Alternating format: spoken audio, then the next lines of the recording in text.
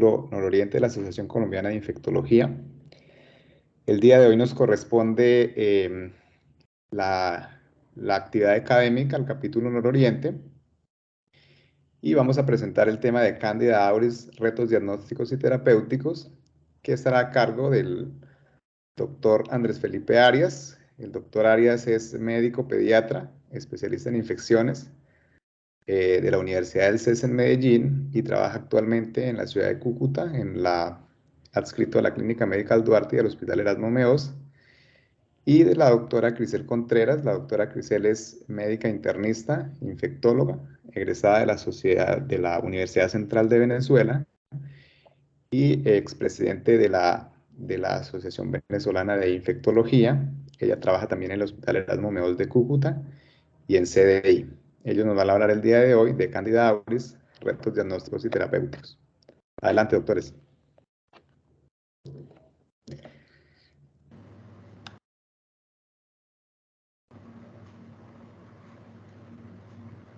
Inicia Andrés o yo.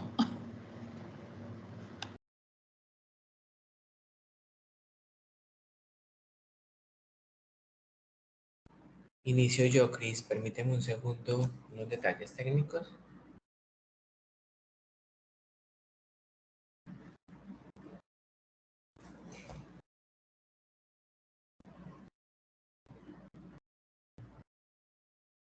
Listo, no sé si me estén viendo y me estén escuchando, por favor me confirman. Sí, señor. Perfecto, entonces la idea es hablar de Candida auris, retos diagnósticos y terapéuticos. Buenas noches a todos y bienvenidos como dijo el doctor José, pues a la representación del capítulo nororiente para este mes. Vamos a remontarnos un poquito a algo de historia, la vamos a pasar muy rápido. Miren cómo Candida auris por primera vez se describe en un aislamiento de un conducto auditivo externo en Japón, pero esa primera descripción no tiene relación realmente histórica con los primeros aislamientos. Cuando se han analizado bases de datos, es decir, los famosos heparios de hongos que hay en el mundo, se han encontrado pues detecciones mucho más antiguas que la que se detecta en Japón, pero ese es el primer caso que causa conmoción a nivel mundial porque para ese momento se consideraba una nueva especie de levadura que aparentemente estaba recién siendo detectada. Miren cómo en otros heparios desde el 96 se han encontrado pues detecciones de este patógeno ya cuando se ajusta por detección de biología molecular o por proteómica. Definitivamente es un hongo emergente que causa infecciones graves con alta mortalidad. Y miren cómo Schiller, un micólogo muy famoso, él relata en sus comentarios inicialmente en las reuniones de ITSA cómo este hongo llega para cambiar esa consideración que tenemos acerca de las fungemias y cómo su actuar bacteriano realmente modifica toda la concepción que teníamos de las levaduras de la especie de Candida. Así empiezan las notificaciones a aparecer en la medida que hay mayores sistemas de detección, biología molecular o proteómica, y miren cómo lo hemos visto a través del tiempo y lo ha reivindicado tanto monkeypox como COVID-19, no hay barreras geográficas, pero no es hasta el 2016 que en Reino Unido empezamos a hablar ya del gran brote hospitalario que involucró 50 pacientes y de la alarma internacional. Ya entonces para 2016 y 2017 empiezan a aparecer datos, miren cómo 9 años después de esta primera detección que dicen, cuidado, hay una expansión de un hongo, Candida auris, infecciones graves asociadas y generando brotes hospitalarios usualmente en pacientes críticos, y rápidamente se detecta por primera vez para lo que es Latinoamérica en Venezuela ese primer brote, y miren cómo inicia en una UCI neonatal y pediátrica. En general compartiendo lo mismo que les he mostrado, que todos eran pacientes hospitalarios que tenían una condición de cuidado crítico en general. Después empiezan detecciones en Estados Unidos, Panamá, continúa ya una circulación endémica en los Estados Unidos y empezamos a ver cómo la teoría o lo que vemos en microbiología en esta ausencia de barreras geográficas es esta migración temporal que va atravesando el tiempo. Estos son los primeros años desde Japón hasta que llega a India, Reino Unido, el gran brote, y miren cómo empieza a diseminarse luego a través del mundo estos datos y empezamos a ver estas líneas moradas es para denominarles a ustedes cómo empezamos a ver diferencias y no es el mismo patógeno y lo vamos a ver más adelante. Y en 2016 Colombia no se queda atrás, lanza esta primera alarma y empezamos a evaluar ceparios y empezamos a evaluar los primeros brotes que se reportan de la región Caribe. Miren que datan desde el 2013, luego en Barranquilla 27 casos entre 2015 y 2016, y para ese momento las detecciones iniciales que se reportaban de estas levaduras eran Candida albicans, Candida guillermondi o Rhodotorula rubra, que después por Malditow o proteómica se confirmaron como Candida auris. Todos compartían las mismas similitudes que veremos más adelante, central o ventilación mecánica invasiva, es decir, paciente en cuidado crítico, y en general empezamos a ver datos muy llamativos. Para las cepas de la región Caribe iniciales había sensibilidad estimada por los puntos de corte epidemiológico fluconazol y resistencias a anfotericina B. Miren cómo empiezan los primeros hotspots o puntos de reporte y ya después en la diseminación de múltiples ciudades en el país que ya han reportado especies de Candida auris. Sabemos que es otra especie, pero tenemos diferentes clados genéticos, pero que comparten unidades en su genoma muy similares y por eso el error de identificación para ciertos sistemas que veíamos hasta que se hizo el avance y la actualización de estas librerías. Tenemos 4 clones o 4 clados genéticos, en la parte de Latinoamérica sería el clado número 4 o también llamado colombo venezolano. Y pareciera que han emergido de forma independiente, pero han logrado extenderse por todo el mundo. Miren cómo en el Reino Unido, cuando se han hecho esos aislamientos de los patógenos de Candida auris, se han encontrado en el mismo país diferentes clados, el clado de India, el clado sudafricano, el clado israelí y el clado japonés y coreano. Entonces, hasta acá, ¿qué podemos decir? Es un hongo mortal que genera cuadros de sepsis secundario a la invasión fúngica, de distribución mundial y rápidamente progresiva, multiresistente, con un papel cada vez más, digamos, claro su papel de colonizante, pero difícil establecer quiénes sí y quiénes no van a evolucionar claramente cuando no cumplen criterios o factores de riesgo a enfermedad invasiva, que usualmente afecta a personas con sistema inmune comprometido en condición crítica y la población pediátrica también se ve afectada, que tiene una rápida propagación en entornos hospitalarios y una condición de propagación persona a persona y por tanto se constituye como una amenaza global. 3 motivos para mantenernos en alerta siempre. Frecuentemente es multiresistente, es de difícil identificación y tenemos que salir de las burbujas de centros hospitalarios de alta complejidad en la condición referente a los métodos de identificación. En todo el país no hay métodos automatizados, no hay librerías actualizadas y hay muchos centros que hacen identificación con métodos semiautomatizados y los podemos tener causando brotes en unidades hospitalarias y algo muy importante que sería el cuarto motivo, realmente cada vez es más común y desde el 2009 rápidamente ha tenido una diseminación y ha pasado, como dirían en los Estados Unidos para esta reunión de ITSA, de ser un patógeno virtualmente desconocido a causar en algunos centros hospitalarios hasta el 40% de las infecciones fúngicas invasoras en muy poco tiempo. De la microbiología, cosas muy importantes, es termotolerante, forma biopelículas y de ahí que tenemos una dificultad cuando hablamos incluso de tratamiento, cuando veremos su elección son equinocandinas como cascofungina que pudieran no entrar perfectamente a la biopelícula, sobrevive y persiste en el ambiente hospitalario y puede generar agregación celular y de esta manera tener más factores de virulencia que la especie pues, que conocíamos más virulenta que era Candida albicans. De su ecología, miren cómo le encanta la parte de perdurar y vivir en estas habitaciones de pacientes colonizados o infectados en superficies diversas que son susceptibles del toque y tal vez ciertos mecanismos de desinfección terminal como el amonio cuaternario y de quinta pueden no ser suficientes cuando hablamos de desinfección terminal para la, digamos, eliminación de este patógeno y de esta manera podemos tener un entorno hospitalario que sea también un foco de infección, así como lo es el paciente que está colonizado o que hace la infección o la enfermedad.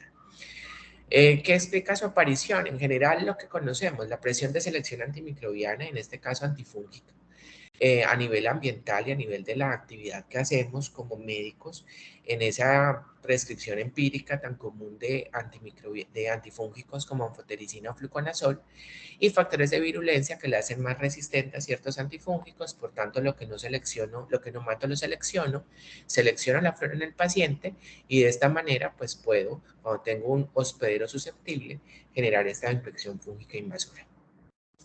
La fisiopatología, 4 cosas importantes: la formación de biopelícula, el estado de inmunocompromiso usual que tienen los hospederos que presentan la enfermedad, los daños que hay en los mecanismos de barrera. Recuerden, este es un patógeno sobre todo colonizante de piel más que de tracto gastrointestinal, y pues este compromiso que se puede dar en ambos lados de la colonización, piel y mucosas, o ya pues mayores datos de colonización del tracto.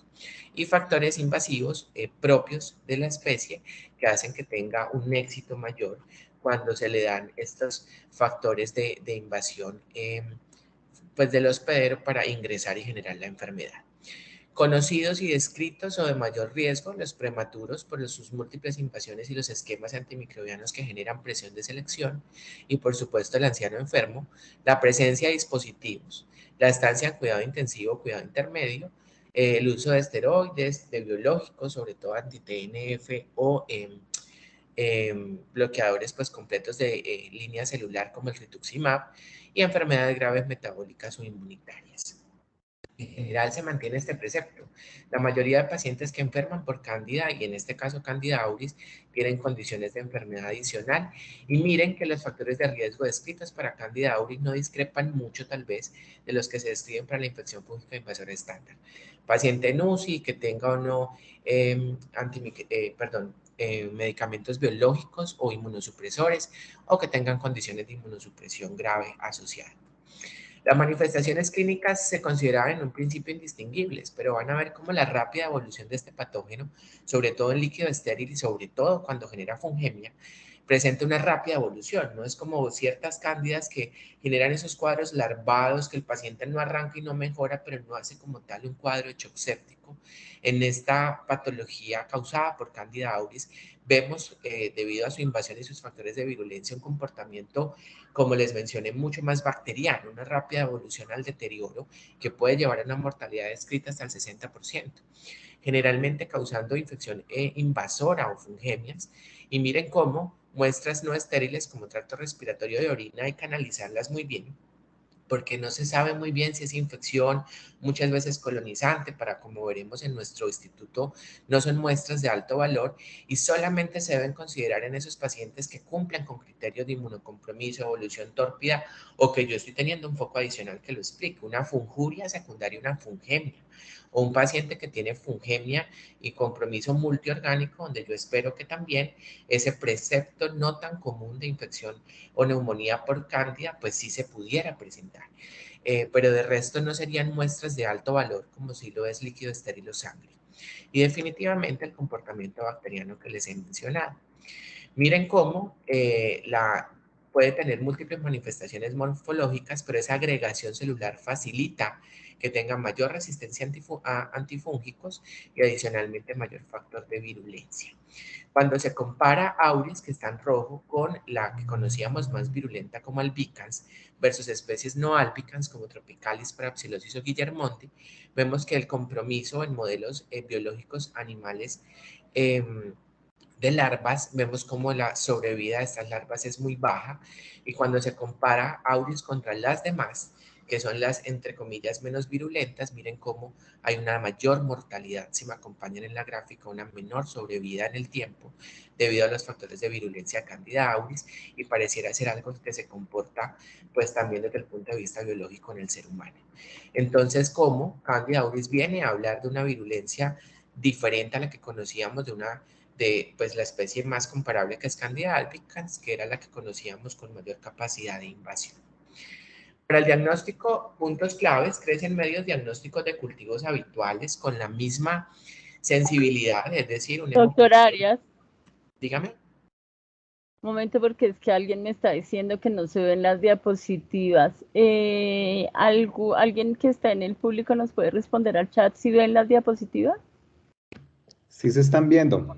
Ah, Sí, bueno, doctor. sí Perfecto. estamos. Bueno, Gracias. Bueno, para el diagnóstico quería mencionarles que crecen los medios de cultivos habituales, es decir, y el mismo patrón de sensibilidad, un hemocultivo estándar para buscar, pues digamos, detección bacteriana. Va a tener la misma limitación de detectar solo 50-60% de verdaderas fungemias, dependiendo de la carga. No requerimos un hemocultivo de hongos específicos. Si lo necesito, pues el hemocultivo estándar lo va a detectar. La misma blastoconida se va a ver cuando se realice el GRAM, pero pues con la limitación que conocemos para detección de fungemias con los métodos estandarizados. Cromoagar cándida, que son métodos selectivos, en general puede dar una colonia rosa débil o púrpura, y el cromoagar plus, que da una colonia azul en el reverso, pero con unos asteriscos, que quiere decir que no es totalmente específico, y hay otras especies de cándida con la cual se pudiera confundir. Entonces es una digamos, un tamizaje que se puede hacer una buena aproximación, pero definitivamente requerimos métodos confirmatorios. Y los diferentes sistemas automatizados, AusaColor, API por identificación de azúcares, los más conocidos Vitek, BD-Phoenix o Microscan. Y por supuesto, técnicas moleculares como FilmArray de sepsis, que es una técnica pues molecular, o el BCID panel, que puede hacer detección por técnica molecular con identificación de especie, sería otra de las herramientas que tenemos disponibles. Pero vamos a ver cómo esto ha sido el reto en la evolución de las técnicas diagnósticas, porque muchas especies, sobre todo en Colombia, Candida emuloni, Famata, albicans, miren la misma albicans tropicalis, podían tener una falsa identificación, porque cuando hablamos de la similitud de genomas, miren que la diferencia entre las diferentes cándidas de los grados genéticos que conocemos del 1 al 4 y otras especies como emuloni, ducho-emuloni o pseudoemuloni pudieran confundirse y pudieran llevarnos a identificaciones erróneas. Inicialmente lo que se decía es que sistemas como Vitek, emuloni y ducho-emuloni deberían confirmarse, sistemas como API20, identificación de incluso Rhodotórula o Candida saque también, BD-Phoenix, Candida emuloni o catenulata, y Microscan con mayor cantidad de especies que podían identificarse erróneamente, con base en lo que les mencioné, digamos la identidad nucleótida similar entre las especies de Candida auris de diferentes clados y otras especies de Candidas albicans y no albicans.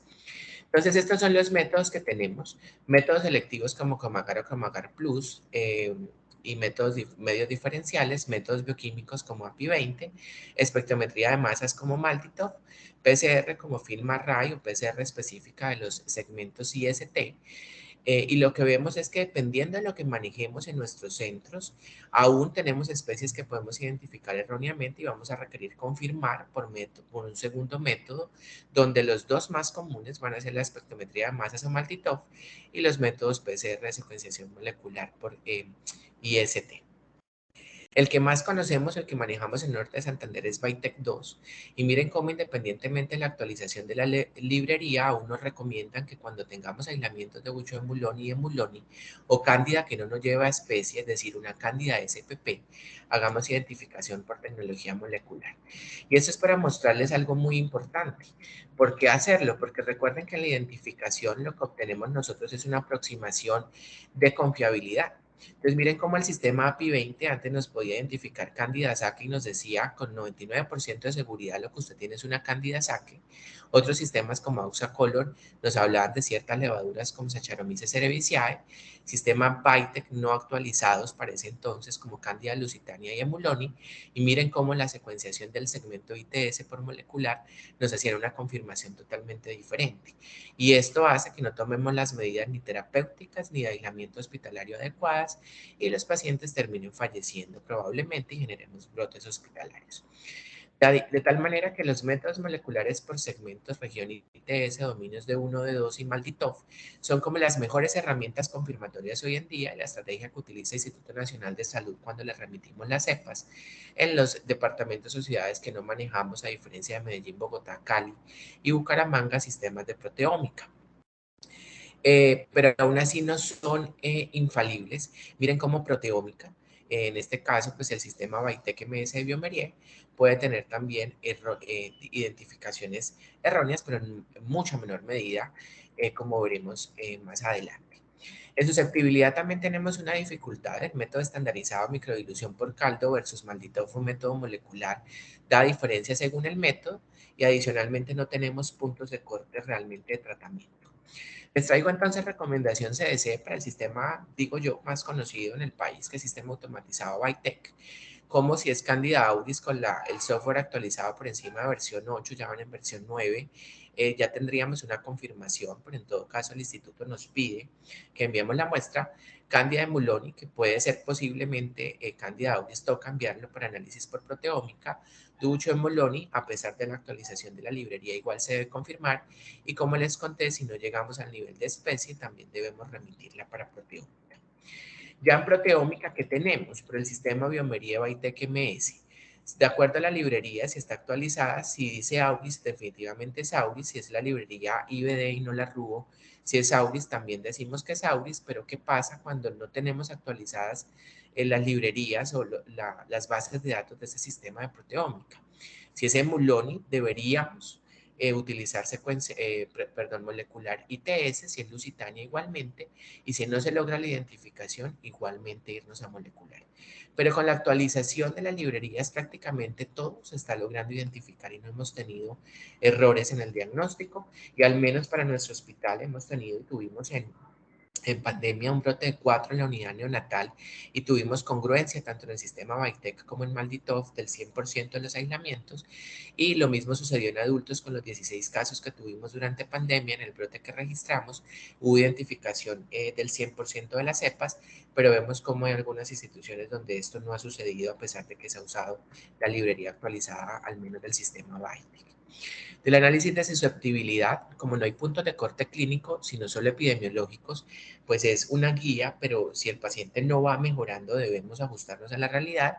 No hay recomendación a la fecha CLSI o EUCAST, y la recomendación siempre se hace al pie de página. ¿Qué hacemos en el mundo real?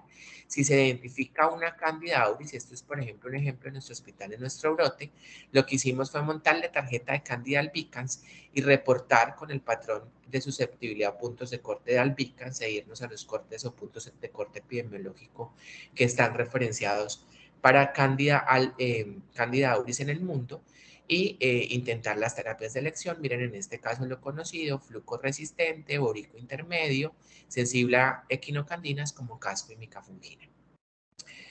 Por supuesto, este método no es el aprobado, hay que esperar microdilución por caldo del INS, pero como eso es demorado, en la medida que podamos tener el sistema que lo identifique y meter una tarjeta de Candida albicans, nos da una orientación, y pues la verdad no tuvimos incongruencia.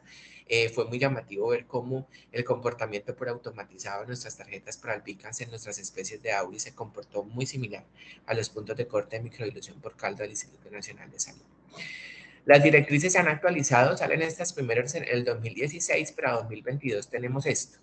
Si tengo una levadura del género Candida aislado y es de un líquido estéril o sangre, dependiendo del sistema de identificación automatizada que tengo, Phoenix, Bytec, Microscan u otras metodologías para azúcares como API, yo debo identificar qué especie estoy identificando, y si cae en alguna de las que me recomienda el algoritmo confirmar, las debo remitir, por supuesto, al INS para proteómica y confirmación de la cepa, y poder tener, digamos, una aproximación diagnóstica terapéutica y el manejo del brote adecuado. Hasta acá los dejo con la doctora Crisel para entender por qué nos preocupa Candida auris y los retos frente a brotes sin manejo terapéutico.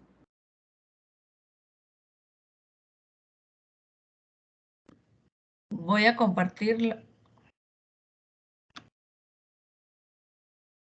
Yo te las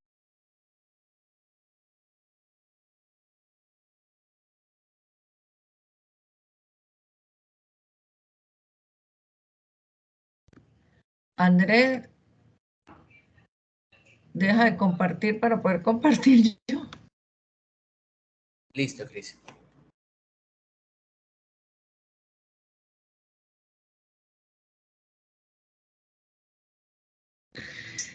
¿Sí están viendo la pantalla? Sí, doctora Cris.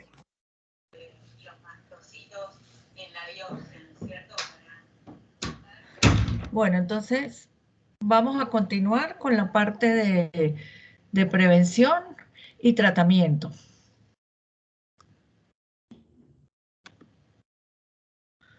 No me pasa. Ajá. Realmente, pues esto ya lo explicó Andrés. Es importante que sepamos de Cándida auris. ¿Por qué? Porque una de las cosas es que se ha asociado a brotes hospitalarios, la resistencia que tenemos a los antifúngicos y los retos diagnósticos, como ya lo dijo Andrés. Es importante que recordemos que definitivamente se ha detectado una mortalidad alta asociada a este Doctora hongo. Cristel, ¿Ah? doctora, ¿puede poner la presentación completa? Es que la estamos viendo, pero el listado de diapositivas. Ya voy. ¿Ya? Sí, perfecto. Ok. Entonces, una vez que se ingresa al medio hospitalario, pues hemos visto que inmediatamente podemos, dentro de las mismas 4 horas del ingreso, la persona puede infectarse con este hongo y, como ya todos sabemos, pues puede permanecer mucho tiempo dentro del medio ambiente o el medio hospitalario. Entonces, definitivamente, ¿por qué nos preocupa Cándida auris? Y es por esa alta resistencia y porque consideramos que es un hongo que está amenazando a la salud pública, y los retos que tenemos pues son en relación a tratamiento y diagnóstico, como ya fue explicado. En relación a los tratamientos, pues hemos visto en las diferentes series descritas que en la mayoría de los casos la Cándida auris tiene una resistencia a los azoles más que a los polienos, básicamente a la anfotericina B, y la resistencia que se reporta en la mayoría de las series pues es mucho menor, perdón, para las equinocandinas. Sin embargo, ya a nivel mundial podemos ver que se han descrito casos de panresistencia. Entonces, en relación al tratamiento, pues hemos visto que hablando de esta panresistencia, ya se ha escrito en Nueva York y los países básicamente de la India y África son los que han descrito estas cepas de panresistencia, donde ni siquiera quizás las equinocandinas podrían ser útiles. La FDA, pues evidentemente, ha aprobado como primera opción terapéutica la anídula fungina, caspofungina y micafungina, pero realmente pues no todas están aprobadas en niños. Siempre que vamos a utilizar las equinocandinas, pues tenemos que tomar en cuenta la advertencia de los efectos secundarios, básicamente a nivel hepático. Sobre todo se debe ajustar en el caso de las caspofunginas a 35 miligramos de mantenimiento cuando tenemos scores de Child-Pugh entre 7 y 9. Esto simplemente les quise traer porque me pareció interesante esta revisión de metaanálisis, que fue una revisión desde el 2000 a 2020, una revisión de 120 artículos, donde evidentemente pues lo que hacen es confirmar esto que les estoy diciendo en relación a la resistencia. Vemos que ellos detectaron que entre un 10 a 35% de estas cepas de Cándida auris eran resistentes a los polienos, y el principal mecanismo que determinaron era la disminución en la concentración de ergosterol dado por mutaciones a nivel de los diferentes genes de RG2, 3 a 6. Y algo que también me pareció interesante que se describió en esta serie es que en el 2019 Escandón en Colombia determinó que habían 5 mutaciones de proteínas que codificaban resistencia, y esta resistencia estaba asociada básicamente a un gen y a la formación del biofil. Sin embargo, en diferentes series que se han descrito en Colombia, pareciera que no es el biofil el principal mecanismo de virulencia, sino quizás la producción de enzimas proteolíticas. Ellos también vieron que la anfotericina B, pero la liposomal, no la convencional, podía tener una mejor penetración a nivel del biofil. ¿Qué otro análisis concluyeron en relación a los triazoles? Que las mutaciones en los genes era básicamente por las bombas de flujo en las proteínas transportadoras que codificaban el gen CDR1. Y en relación a las equinocandinas, pues el principal mecanismo o mutaciones que encontraron era a través de la enzima glucanosintetasa, que todos ustedes saben que interviene en la formación de glucano que es una estructura que le da como fuerza al hongo y aumenta la rigidez y así evade los mecanismos de defensa. ¿Qué hemos visto a lo largo de esta pandemia? ¿Qué pueda pasar en Colombia? Bueno, ya cuando más o menos Andrés lo dijo, aquí no voy a ahondar bastante, sino que el primer caso en el 2015 con un paciente que aparentemente tenía una afección reumática y que el clado descrito para América Latina es el 4. En relación a la susceptibilidad antifúngica que hemos visto en Colombia, lo que tienen en rojo es lo que es resistente y lo que tienen en azul es lo que es sensible. Entonces, fíjese que anfotericina pues tiene un porcentaje casi 70 de resistencia en estos 184 aislamientos. El fluconazol pues en esta serie fue un poco similar. El voriconazol funcionaba un poquito mejor que el fluconazol, pero definitivamente los azoles no son medicamentos recomendados de primera línea ni para el tratamiento de Candida auris. Y fíjese que las equinocandinas pues tuvieron un 91.8% de sensibilidad. En relación a los aislamientos de las series en Colombia, pues vimos que los hemocultivos fueron los más frecuentemente aislados, seguido de los aislamientos a nivel de orina. Sin embargo, en el brote que nosotros tuvimos en el Hospital Erasmo Meós, pues tuvimos la mayoría de los aislamientos fue en orina, sobre todo en pacientes que estaban hospitalizados en las áreas de expansión, en las áreas COVID, o aquellos pacientes que estaban en las unidades de terapia intensiva. Esto es simplemente para mostrarles que hubo un aislamiento procedente de Bogotá que presentaba valores elevados de MI para fluconazol y anidalofungina. De tal manera que las recomendaciones del CDC realmente para los adultos y niños mayores de 2 meses, pues la primera opción para candidemia son las equinocandinas. Siempre nos preguntamos cuál equinocandina. Realmente los estudios o las comparaciones que se han hecho entre una u otra, pues no dan ventajas en cuanto a efectividad, sino que aquí lo que podríamos tomar en cuenta son los efectos secundarios, sobre todo de las capofunginas a nivel hepático, y entonces quizás en ese momento podríamos preferir anidalofungina. En las dosis que ustedes ven aquí, 200 de carga, luego 100, capofungina 70, seguida de 50, y micafungina 100. El tratamiento en neonatos, bueno, cualquier duda, después la aclararemos con Andrés. Generalmente los niños menores de 2 años sabemos que las de 2 meses, perdón, las equinocandinas no tienen una buena concentración ni en orina, ni en el sistema nervioso central, ni tampoco a nivel del humor acuoso. Por lo tanto, el tratamiento sugerido es la anfotericina y solamente estrictamente como una excepción se puede sugerir las equinocandinas.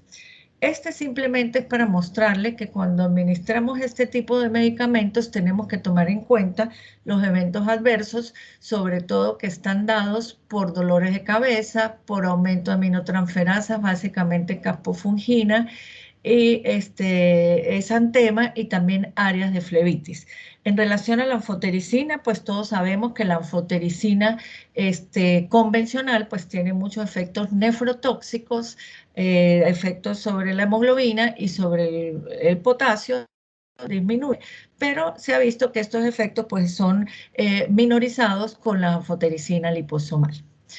En relación a las recomendaciones de la candidemia según el ICSA, pues ellos hacen una recomendación, ya esta es una guía que todos ustedes conocen, no es tan nueva, pero sigue con algo de vigencia. Entre los neutropénicos y no neutropénicos, pues ellos siguen recomendando las equinocandinas como primera opción. Simplemente hacen la excepción de que en un paciente neutropénico que se considera un paciente inmunocomprometido, que probablemente puede estar ante la presencia de una sepsis severa, el uso de fluconazol no está recomendado. En relación a ciertas recomendaciones también adicionales a los tratamientos. Cuando tenemos candidemia debemos remover el catéter venoso central y urinario. Siempre eso es como la norma. Sin embargo, hay situaciones en que los pacientes neutropénicos probablemente por trombocitopenias o por difícil acceso en un futuro no se pueden hacer, pero siempre la recomendación es que mientras lo podamos hacer, lo debemos hacer, tomando en cuenta, disculpen, que estos pacientes pues tienen una mayor frecuencia de infecciones del torrente sanguíneo. Realmente pues importante que nosotros al iniciar estos medicamentos pues debemos hacer un control de hemocultivos y el tiempo del tratamiento, si no hay focos metastásicos, debe ser 14 días posterior a que el hemocultivo se negativice. Hay otras alternativas terapéuticas que están empezando a estudiarse y que definitivamente no tienen una implicación clínica, pero me llamó la atención en el momento de hacer la revisión, donde han varios estudios que son básicamente in vitro con la crotamina, que ya saben que es una sustancia de la serpiente del género Crotalus y que puede tener una actividad para Candida auris, que sobre todo son resistentes a soles o anfotericina. También se ha visto que algunos compuestos fenólicos, ¿verdad? Como el carbacol, el farnesol, pueden inhibir la adherencia de la cándida, sobre todo en la formación del biofil. Y ahorita, pues, en estos últimos tiempos está muy en boga lo que son las nanopartículas, que también se han estudiado en otras bacterias, sobre todo en infecciones también de prótesis articulares. Por supuesto, todo esto es in vitro y recordemos que ellas pueden funcionar como un medio de transporte tanto para óxido nítrico como anfotericina y pareciera que esto puede tener una mayor concentración del antimicótico en el sitio de la infección. Algunos antiparasitarios como la metifosina inhiben la formación del biofil y también se ha visto que el iodoquinol puede tener algún efecto fungicida. Entonces, cuando nosotros analizamos los hemocultivos de un paciente que simplemente nos reportan estructuras levaduriformes o ya nos reportan la cándida, nunca debemos interpretarlo como que es un contaminante. Esto debemos tomarlo en cuenta y debemos hacer de inmediato una evaluación pronta de los focos metastásicos. ¿Cuáles focos básicamente? Pues a nivel cardíaco para la parte de endocarditis. Y no debemos olvidar que hay muchas series descritas, sobre todo los brotes que se han visto en un hospital en Valencia, España, que pueden haber persistencias y recurrencias de Candida auris. Ya pasando al segundo punto, pues el manejo de los brotes, pues recordemos que ya desde el 2019 la cándida se clasificó auris como en comparación con otros microorganismos que tienen una alta resistencia a los antimicrobianos. No olvidemos, ¿verdad? Como Andrés decía, que la colonización es muy diferente a la infección y muchas veces en estos pacientes nos encontramos ante la duda de si realmente está produciendo esto una infección o realmente es una colonización. Sobre todo esto, pues lo vemos más frecuente en las muestras de orina. Vemos los sitios de colonización habitual, como ustedes ven acá, pero la Candida auris, ¿qué es lo que coloniza? Coloniza básicamente la piel de las personas, pacientes hospitalizados, del personal de salud. Entonces, para poder entender un poco cómo vamos a hacer el manejo del brote, es muy importante que nosotros tengamos claro que los mecanismos de transmisión de la cándida es ya sea por un contacto directo de persona a persona o por un contacto indirecto a través de fomites, de ropa de cama o de equipos médicos, ¿verdad? Entonces, realmente, ¿por qué? Siempre nos preguntamos por qué produce brotes la Candida auris, y es definitivamente porque tiene una alta capacidad de colonizar los ambientes alta capacidad de colonizar la piel, tanto de los enfermos como de las personas, como los contactos o igualmente el personal de salud, y se ha visto que el mecanismo que produce la Cándida auris para producir esto es la formación de biopelículas. Esto se ha asociado, o pareciera que estas cepas son un poco menos virulentas, pero tienen esta capacidad. ¿Dónde son los lugares donde se ha visto que mayor coloniza? A nivel de axilas, de ingle, como ustedes lo ven acá, a nivel de las fosas nasales, del recto y también a nivel de orina. Entonces esto es simplemente para mostrarles, porque muchas veces por datos o cuestiones de tipo económica nos dicen tenemos un brote y qué vamos a cultivar o a quién vamos a cultivar. Hay varios estudios que algunos han sido publicados y otros no, pero pareciera que el consenso es que el mayor rendimiento o donde tenemos la mayor posibilidad de aislar la Cándida auris es de axila y de ingle. Sin embargo, hay otras series que han conseguido mayor frecuencia en recto y en orina. Entonces, un punto aquí en relación a los ambientes. ¿Qué vamos a hacer nosotros con los ambientes cuando tenemos un brote?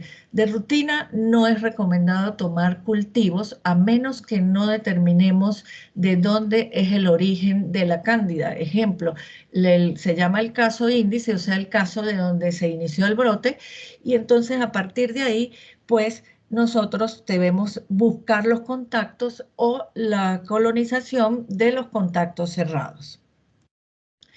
Aquí es simplemente para mostrarle que la cándida no solamente coloniza la piel, sino fíjese, en los medios hospitalarios, la ropa de cama, las barandas, los colchones, las manillas de las puertas, los termómetros. Por eso es que debemos tener mucho cuidado con la parte de la colonización, y es por eso que siempre la recomendación ante un brote es el aislamiento con precauciones estándar y precauciones de contacto. Entonces, cuando nosotros identificamos en un centro hospitalario la Cándida auris, pues eso definitivamente genera una alerta, y es que necesitamos notificar inmediatamente al personal y debemos iniciar lo que es el aislamiento de contacto. Algo que es muy importante es que ese paciente que permanece en la institución debemos notificar que está colonizado por la Cándida auris, y si ese paciente va a ser referido a otra institución hospitalaria, también lo debemos notificar. ¿Por qué? Porque se deben tomar las medidas de precaución para el personal que vaya a estar en contacto, y para tomar medidas acerca de evitar la transmisibilidad. Y por supuesto tenemos que hacer el estudio de los contactos. Estos cultivos que yo les digo que se toman de axila, de ingle, de recto, se le van a hacer los cultivos a los contactos cercanos y a los contactos cerrados, ¿verdad? Entonces, ¿cuáles son las medidas que desde el punto de vista de prevención nosotros debemos hacer? El lavado de manos, la limpieza en desinfección, las precauciones de transmisión, que aquí pues vamos a tener el uso de las precauciones de contacto, y siempre tenemos que supervisar que estas medidas se estén cumpliendo de una manera adecuada. Entonces, en la higiene de manos ya todos ustedes conocen los 5 momentos. Simplemente decirles aquí que el alcohol, según la norma europea, es efectivo, siempre es recomendado, y el uso del agua y jabón se va a hacer cuando las manos estén visiblemente sucias. En relación a los aislamientos, ¿cómo vamos a hacer el aislamiento tanto de los colonizados como de los pacientes infectados? Pues lo vamos a hacer preferiblemente en una habitación única donde el paciente puede estar solo y que tenga un baño propio. Nosotros sabemos que en nuestras instituciones quizás esto es un poco difícil por el tema de los costos, y hay la posibilidad de que nosotros podamos compartir las habitaciones de pacientes que tengan la Cándida auris, pero que se respeten las precauciones de por lo menos una distancia de 3 metros entre uno y otro. En las situaciones en que no podemos nosotros, ejemplo, tener una habitación aislada, pues se debe priorizar a aquellos pacientes que tienen abundantes secreciones, que tienen síndromes diarreicos o que tienen mayor riesgo de transmisión. El personal de salud en la precaución de contacto, ¿qué debe usar? Básicamente, la bata de manga larga y los guantes. Eso muchos autores consideran que es suficiente, pero en la mascarilla algunas series la recomiendan. ¿Por qué? Porque muchas veces el personal de salud, pues al tocar alguna superficie que pueda estar contaminada, se puede llevar las manos a la cara y se puede infectar. Entonces, en estos brotes nosotros siempre debemos determinar cuál es el paciente que está colonizado y comprobado, porque ya hemos tenido un cultivo, o que esté posiblemente colonizado, que son los contactos quizás con el caso índice, o que definitivamente no tengan riesgo. Entonces, como yo les decía, estos cultivos a los pacientes que son contactos directos se recomienda hacer en el tercero, quinto y séptimo día, y posteriormente semanal hasta el alta. Fíjense que esto es una vigilancia que debemos hacer de manera estricta. ¿Cómo hacemos la desinfección de las habitaciones?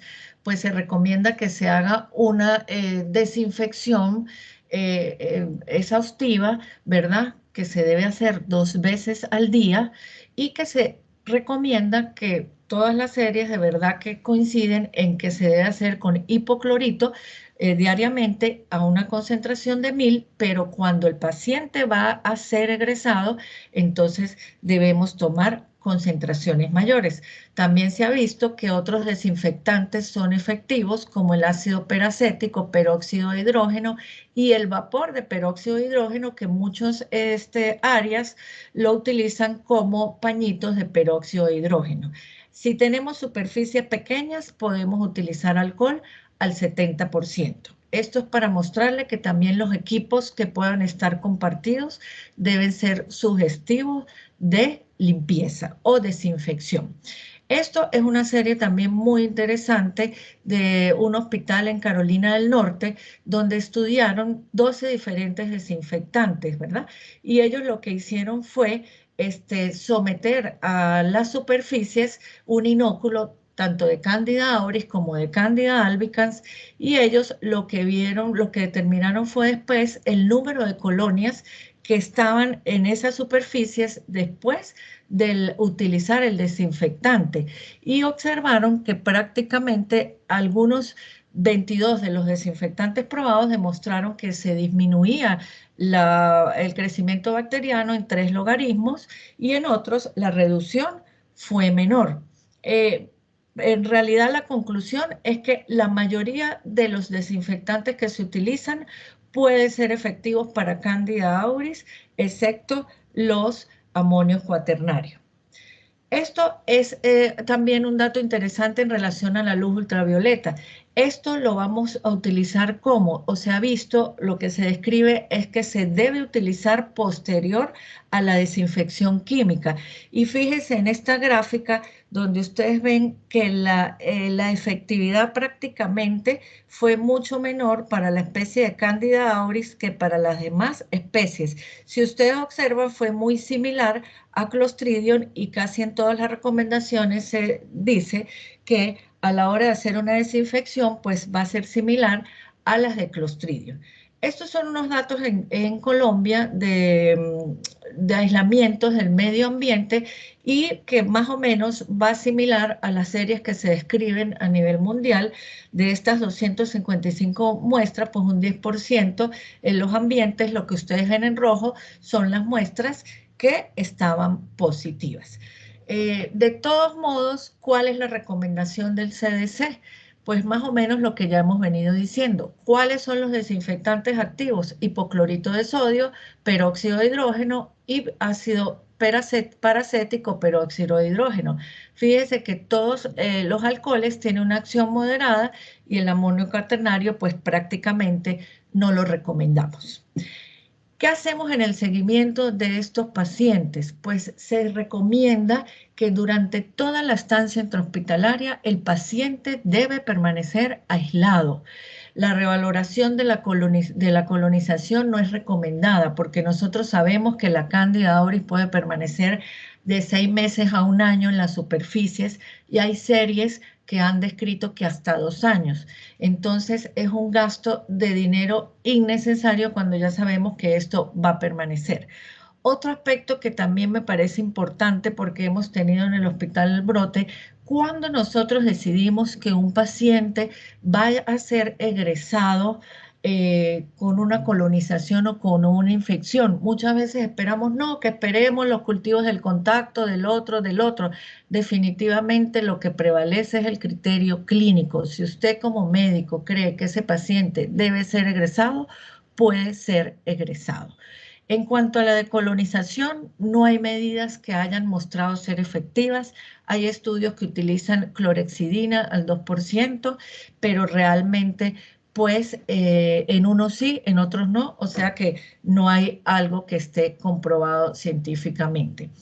En las muestras de Candida auris que nosotros aislemos de sitios que no son invasivos, o sea, que no son estériles, ¿verdad? Como sobre todo la orina, el oído, las muestras respiratorias, no debemos dar tratamiento antifúngico a menos que tengamos evidencia de infección, sobre todo en las muestras de orina, a menos que nosotros ya hemos realizado 2 cultivos o tengamos la posibilidad de pensar que ese paciente puede hacer una fungemia.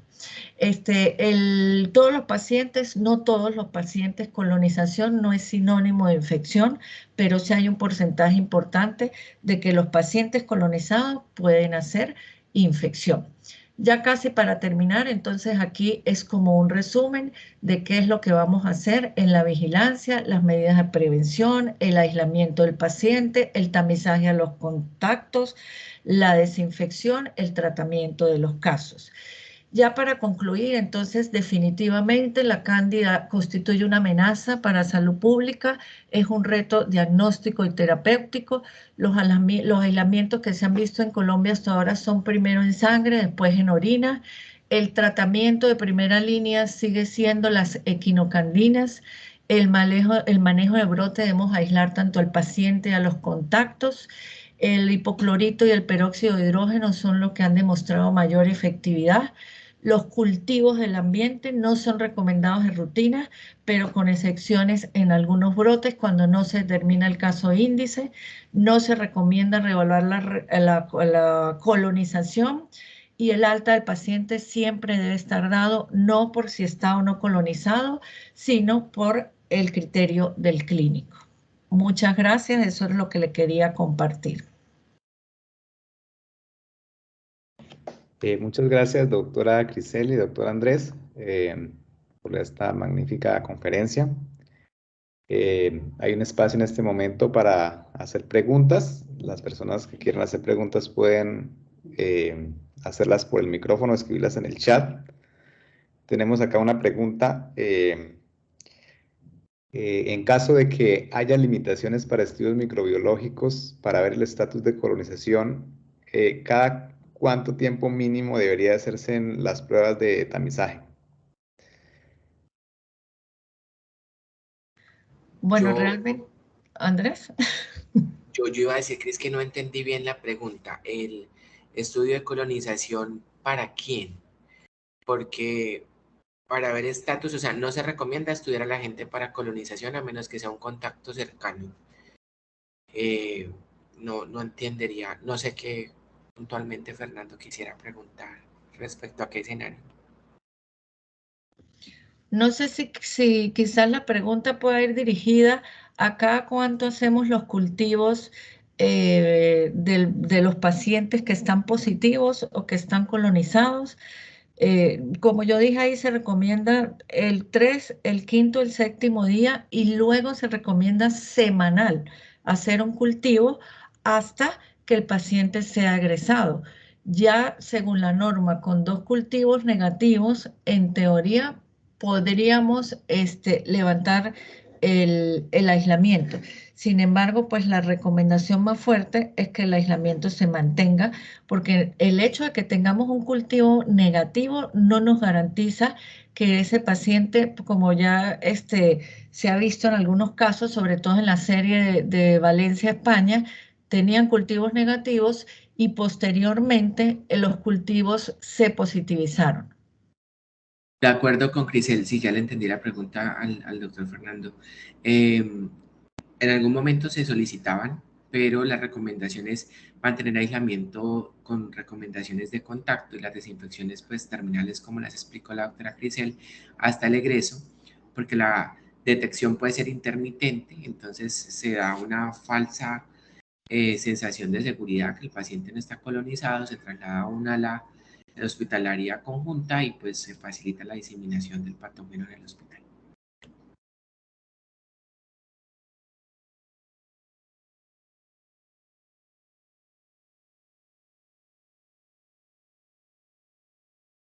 Si alguien tiene alguna pregunta, puede levantar la mano y nosotros le abrimos el micrófono. Bueno, hay varias acá en el chat. A ver si las podemos... preguntan que si una vez dado de alta el paciente se recomienda continuar con algún tipo de tratamiento antifúngico. No. Ok, siguiente pregunta. Si el antifungigrama les indica susceptible a fluconazol, en la práctica clínica tratarían la infección con este antimicrobiano, ya que, por ejemplo, en desescalonamiento. No, ya los azoles se ha demostrado que no tienen ningún efecto en Candida auris, quizás un poquito más voriconazol y sabuconazol, pero realmente no es recomendado.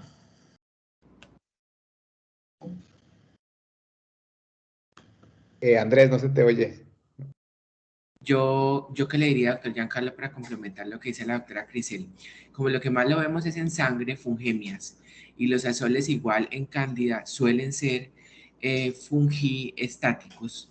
Idealmente manejarlo con un fungicida, las equinocandinas. ¿Qué me preocuparía? Estos son pacientes muy, muy invadidos, con muchos factores de riesgo para formación de biopelícula, etcétera, y se ha visto con Candida auris resistencia de brecha. Entonces, si fuera mi paciente, yo no me desescalaría un fungiestático, a menos que no hubiera otra opción, ya el paciente fuera realmente extremadamente bien, como para consolidar terapia, ya habiendo documentado una fungemia depurada. Y aún así, creo que mi elección siempre sería la equinocandina, porque el escenario de riesgo, el riesgo de infección de brecha es mayor. Bueno, muy bien. Hay otra pregunta. En caso de tener aislamiento de Candida auris en orina, ¿es recomendable hacer cultivos seriados para confirmar candiduria? ¿O qué hacer en ese escenario? Para el Sí, diagnóstico, ay, perdón, sí, dele, Andresito. Es que esto es el escenario más común de sobredosificación de antifúngicos. Creo yo con Cris que compartimos la misma opinión. Recuerden que el examen o digamos un urocultivo positivo usualmente es colonización en más del 50% de los casos y eso se soluciona muy fácil. Desinvada al paciente, retire sonda vesical, pero si usted considera que realmente corresponde a una funjuria por una ITU por hongos, primero hay que buscarle un foco de siembra a nivel abdominal o renal, 1, y 2, evaluar un foco causante, usualmente una fungemia. Pero si es solo una funjuria aislada, el paciente no tiene clínica, la recomendación siempre para el diagnóstico de ITU por hongos es 2 cultivos, digamos con la misma confirmación del aislamiento de cándida. No, un primer urocultivo no hace diagnóstico. Recuerden, como habíamos mencionado, que muchas veces es un colonizante y la colonización en tracto urinario la trato retirando el dispositivo. Sí, quizás hacer una acotación que realmente en los urocultivos la mayoría son colonizaciones, pero que en el urocultivo no es como para las bacterias que el contagio de colonia nos puede dar realmente la efectividad de la prueba, por decirlo de alguna manera.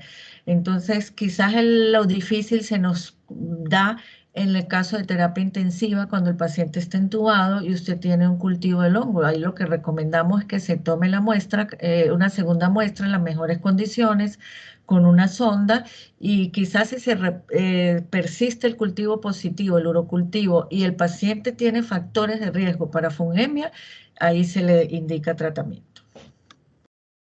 ¿Y qué tratamiento? Sabemos que las equinocandinas no penetran en general bien la orina, entonces, ¿cuál sería el tratamiento en ese caso? Bueno, realmente si sospechamos de Candida auris, tendríamos que ir con anfotericina.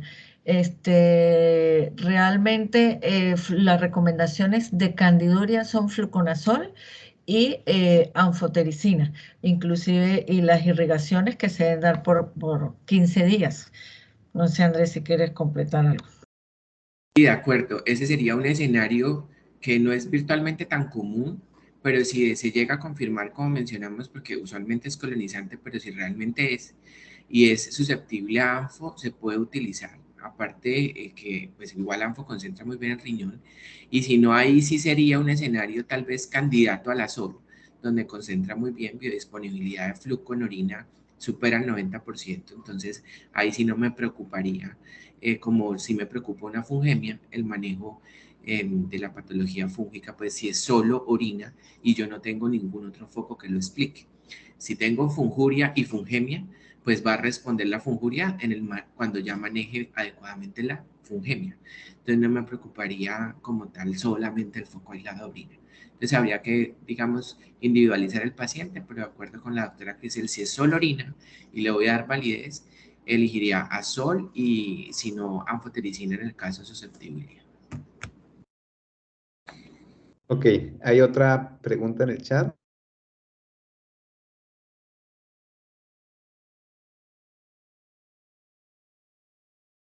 La de los cultivos en los contactos se hace por hisopado y cultivo estándar. Recuerden que, como mencionamos en técnicas diagnósticas, hay agares diferenciales digamos, pues selectivos para identificación de solo especies de cándida que inhiben crecimiento bacteriano. Pero en este tipo, lo que se hace es isoparaxila, ingle, como les mencionó la doctora Crisel, y si hay crecimiento de una levadura se notifica. Esos contactos se mantienen en aislamiento de contacto hasta la tipificación final de la cepa, porque es que nosotros tenemos levaduras en nuestro cuerpo, entonces esa levadura bien puede corresponder a una cándida no auris o una cándida auris. Entonces, mientras la medida está y la alerta está, ese paciente se mantiene en aislamiento de contacto, se hace la tipificación pues, o la identificación en el sistema automatizado, y si se descarta auris, pues se baja el contacto y ya. Y es axila ingle por método normal de hisopado en cultivo, pues en agar estándar. Bueno, tuve un corte acá de energía, pero no sé si hay más preguntas en el auditorio.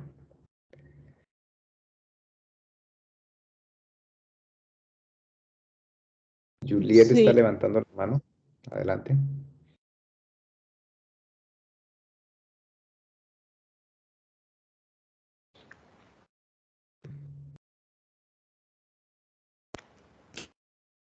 Hola, buenas noches.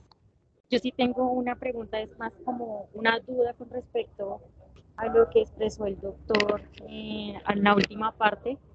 Pues no sé si fue que se cortó el audio y no le entendí bien con respecto a la científica, o sea, la sensibilidad que se le da a la Candida auris. Él decía que es por microdilución, que es la que se está utilizando actualmente. Sin embargo, escuché que dijo que se trataba igual con las tarjetas como una Candida albicans. No sé si entendí mal, pero es que en las tarjetas no arroja antiflujigrama. Claro, la tarjeta, no lo entendiste mal. Te dije fue que hacemos en el escenario, o sea, que hicimos nosotros, por ejemplo, en el escenario de nuestro brote. Cuando te identifica Candida auris, solamente te anotan Candida auris y se hace la remisión al Instituto Nacional de Salud. Y microdilución por caldo hace la identificación, o allá hacen la susceptibilidad, pues, por microdilución por caldo, y luego nos lo informan. ¿Qué hicimos nosotros? Como son puntos de corte epidemiológicos, algunos comparados con puntos de corte de Candida auris, le montamos tarjetas de Candida auris a pesar y dejamos el disclosure, o sea, dejamos el informe. No existen puntos de corte avalados para Candida auris. Estos son puntos de corte con tarjeta de Candida albicans. Y sobre eso trabajamos, porque ¿qué hemos visto epidemiológicamente en Colombia? Y Cris nos hizo un repaso. Si bien hay un clado, que es el clado 4 el más prevalente, podemos tener como en Reino Unido diferentes clados en el mismo país. Recuerden que es un patógeno que se ha diseminado mundialmente. Y han habido casos de sensibilidad a soles y han habido casos de sensibilidad a anfotericina. Entonces es como para una aproximación, pero indiscutiblemente el método diagnóstico es microdilución por caldo y sobre eso es que uno hace el corte o la relación con el punto de corte epidemiológico. Pero digamos que fue la experiencia que tuvimos y llamativamente nuestros puntos de corte por tarjeta que se le montó de Candida albicans, eso no es que estaba al lado, pues es que esto fue el brote que tuvimos de 16 casos, nos dio muy similar a la microdilución por caldo específica de Candida auris y fue como una manera de hacer la aproximación, pensando pues que teníamos, no habíamos visto antes auris realmente, si fue un caso máximo creo que en lo que llevo en el hospital, pero indiscutiblemente son microdilución por caldo, INS es quien lo está haciendo, no sé si haya otro laboratorio, pero no es, digamos, no hay un aval de lo que les contamos, ese fue como el escenario real, por eso aclaré qué hicimos nosotros, como para tener una aproximación diagnóstica, dejando muy claro en los pies de nota cómo se había hecho ese primer acercamiento por identificación automatizada. Hay otra pregunta en el chat, preguntan cuántos sets de hemocultivos tomar, si 3 o 4, si tomar un cultivo para anaerobios también, porque dicen se ha visto menor recuperación en caso de no contar botellas específicas para hemocultivos de hongos. ¿Cuál sería la recomendación?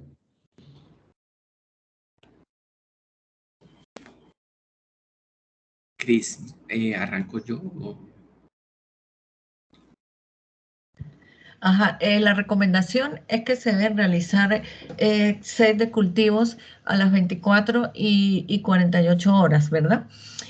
Realmente hasta la negativización. Hay series que describen que inclusive diariamente se realicen los cultivos hasta la negativización. Eso es más o menos lo que yo había revisado para así pues tener un punto de partida para el tratamiento. Y muy puntual respecto a la pregunta que hace, si es en adultos, son, dependiendo de lo que para tu centro se considere set, si el set son 2 botellas, serían 2 sets o 4 botellas. Como el diagnóstico de infección fúngica invasora suele presentarse en medio de un proceso de shock séptico o sepsis, entonces la indicación vendría siendo las 4 botellas estándar que seguramente te mejore el rescate microbiológico. Esta recomendación cambió desde hace 2 años, muy vigente desde el año pasado. Con 4 botellas superamos el 85% del rescate para bacterias. Específicamente en auris, no te sé decir si la sensibilidad es superior a lo que conocíamos del 50-60% para las otras especies cándida, aumentando 2 botellas más, pero el principio microbiológico se debe mantener. Si con 2 botellas mi límite de detección era 50-60%, seguramente como funciona en bacterias que aumenta la posibilidad del rescate, con 4 botellas pues va a pasar. Más allá del número de botellas, también importa el volumen. Los hemocultivos son muy sensibles al volumen. Entonces, un adulto que yo le pueda tomar 4, 6, 8 botellas, pero en cada uno eche 3, 5 mililitros, no voy a tener buen rescate. Son mínimo 10 mililitros por botella. En paciente pediátrico debe ser la botella pediátrica ajustada para el paciente pediátrico porque es una relación del medio respecto a la cantidad de volumen sanguíneo. Mínimo 3 mililitros y paciente neonatal mínimo 1 mililitro. Entonces ahí como que hay que diferenciarlo, pero como el enfoque viene siempre, o sea, auris en sangre y siempre que tú vas a tomar hemocultivos es porque sospechas una bacteriemia y si lo vas a tomar el paciente no va a estar bien.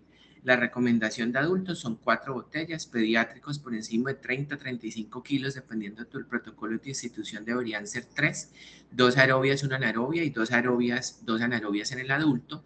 Y no sé, la verdad, Cris, si tú lo sabes, si anaerobios van a mejorar el rescate cándida, porque lo que sí mejora las botellas de anaerobios es rescate algunos estafilos y estreptos que son microaerofílicos, pero en el caso puntual de Candida auris no te lo sabría decir, pero con mucho gusto si nos dejas el correo yo hago la averiguación y te respondo. pero no sé si hemocultivo anaerobio presente una mejor recuperación. Ahora, hemocultivo para hongos en levaduras no presentan un mejor rescate. No es necesario pensar en hemocultivo para hongos pensando o buscando una cándida. Hemocultivo para hongos es buscando ciertos, digamos, alifomicetos o fusarium u otro tipo de hongos para que quiero mejorar el rescate en ese caldo de cultivo específico. Pero el hemocultivo estándar te rinde bien cuando sospechas una fungemia invasora con la limitación es similar que conocemos pues para la detección. Recuerden que en infección fúngica invasora, a pesar de tener hemocultivos negativos, yo puedo tener criterios clínicos, de ahí tantos scores que se han creado, sobre todo en adultos, e intentado validar para poder decir, mira, a pesar de que los hemos no me dan y no los encuentro en repetidos sets de 4 botellas, etcétera, el paciente tiene todo, larga estancia, antimicrobianos, deterioro clínico y no hay un foco bacteriano, uso de antibiótico de amplio espectro y tú te llenas de criterio clínico y paraclínico para iniciar. Eso sería pues mi perspectiva. Yo quería hacer una acotación como generalmente en candidemia el punto de partida son los catéteres, entonces es muy importante la toma del hemocultivo, tanto los cultivos periféricos que deben ser y el cultivo de catéter para nosotros poder hacer una asociación por lo menos de 3 frascos de que el punto de origen puede haber sido el catéter. En relación a los anaerobios, no he revisado nada de eso. Lo que yo he visto que siempre los cultivos estándar, porque la cándida pues crece de una manera quizás un poco más fácil. Respecto a esa pregunta, el doctor Sai, que es un microbiólogo de nuestro hospital, nos responde pues ya que son idealmente aeróbicos, que funciona mejor la botella aeróbica. En todo caso, como en adultos son 2 botellas aeróbicas y 2 anaeróbicas, pues la espera es que si está y es alta carga fúngica, pues crezca con la limitante que probablemente, pues si en todo caso la clínica y la evolución del paciente en ausencia de crecimiento del hemocultivo tiene que primar.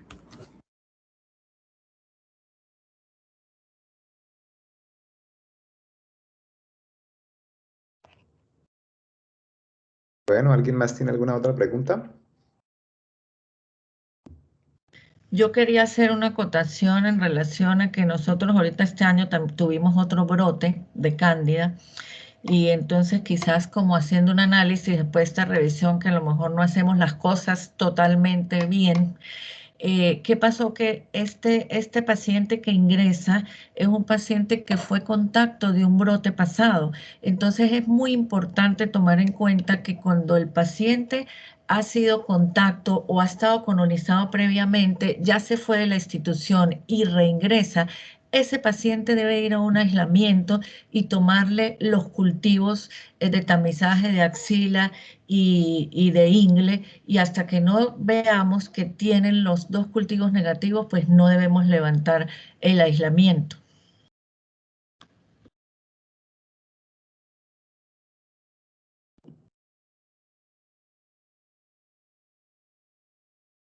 No parecen haber más preguntas, doctor. Bueno, muchas gracias al doctor Andrés y a la doctora Crisel. Queremos, de parte del capítulo Nororiente, invitarlos a nuestro simposio que se va a desarrollar en diciembre, los días 1, 2 y 3 en la ciudad de Bucaramanga. Que están cordialmente invitados. Prontamente publicaremos la forma de inscripción y el programa. Muchas gracias por la asistencia a todos y muy buenas noches. Gracias. Buenas noches a todos. Gracias. Gracias. Feliz noche.